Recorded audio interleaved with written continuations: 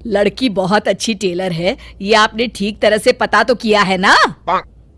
अरे हाँ भाग्यवान, मैंने सब पता कर लिया है। अब तुम चलो, देर हो रही है। मेरी समझ में एक बात नहीं आती कि तुम मेरी शादी करने की बात करने जा रही हो माँ, या अपने दुकान के लिए नई टेलर देखने जा रही हो? अरे चुप कर, अभी तू बच्चा है, दुनियादारी के बारे में तुझे कुछ नहीं पता। अरे तू तो एक प्राइवेट कंपनी में काम करता है, और प्राइवेट कंपनी का क्या भरोसा। लेकिन माँ, अरे तेरे पिताजी से पूछ ले, इन्होंने अपनी जिंदगी में कितनी नौकरी पकड़ी है और छोड़ी है। अरे वो तो मैं थी जो सिलाई करके घर चलाती थी। अरे बेटा, बुरा वक्त कभी फोन करके नहीं आता। टेलर बहू लाऊंगी तो मेरे साथ दुकान में सिलाई करेगी, समझा? चल अब। दोपहर होने तक तीनों लड़की वालों के घर पहुंच जाते हैं। सभी बातें और चाय पानी होने के बाद, बहन जी, आपका बेटा रोहित एक अच्छी कंपनी में काम करता है और अच्छी तनख्वाह भी है। बस हमें और कुछ नहीं चाहिए। हमें आपका बेटा बहुत पसंद है। हमें भी आपकी बेटी मीना पसंद है जी।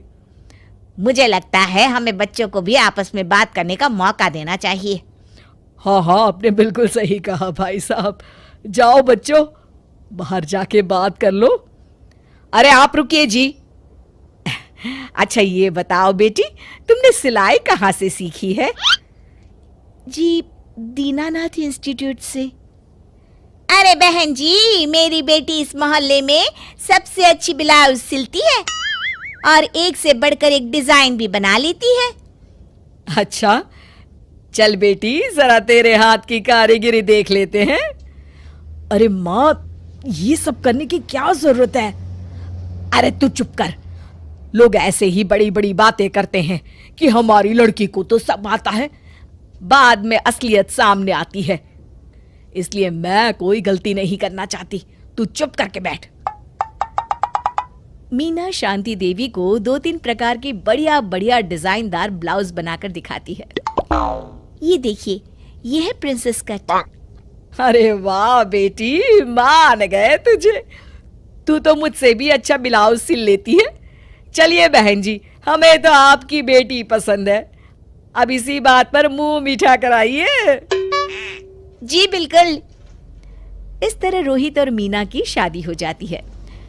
शादी के अगले दिन से मीना अपनी सास के साथ सारा दिन दुकान पर सिलाई करती रहती और अपने पति रोहित को जरा सा भी समय नहीं दे पाती थी। फिर एक दिन रोहित फोन करके मीना से कहता है, मीना, आज शाम को हम दोनों किसी अच्छे रेस्टोरेंट में खाना खाने चलेंगे। तुम तैयार रहना, मैं ठीक वक्त पर पहुंच जाऊंगा। ठीक है जी।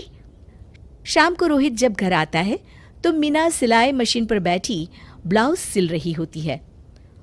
अरे ये क्या, मैंने तुमसे कहा तो था कि शाम को हमें रेस्टोरेंट में खाना खाने के लिए जाना है, और तुम हो कि सिलाई कर रही हो। हद हो गई।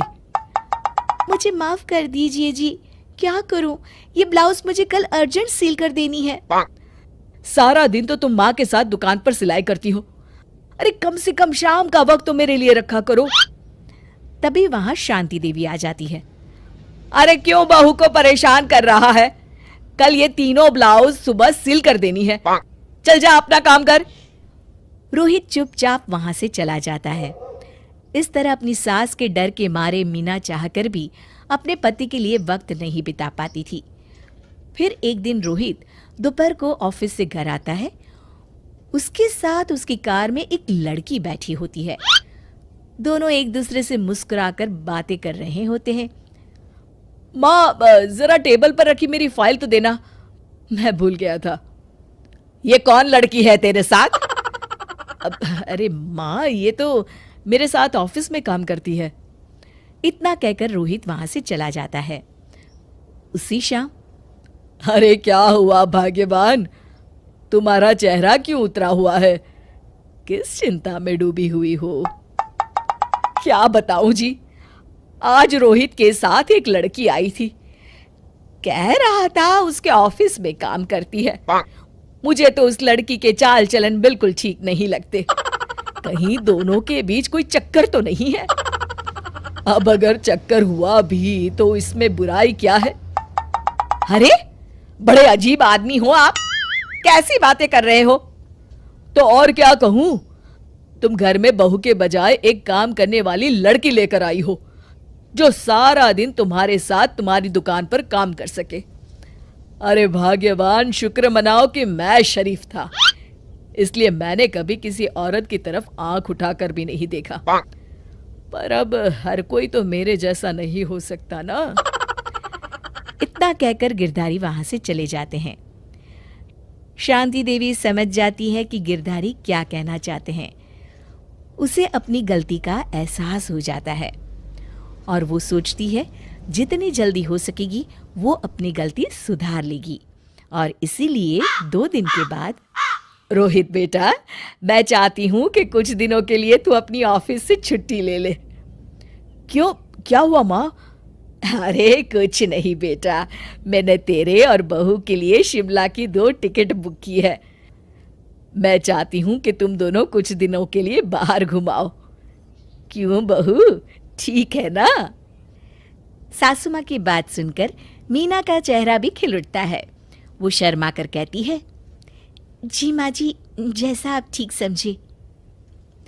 और इस तरह शांति देवी पूरी तरह से बदल जाती है।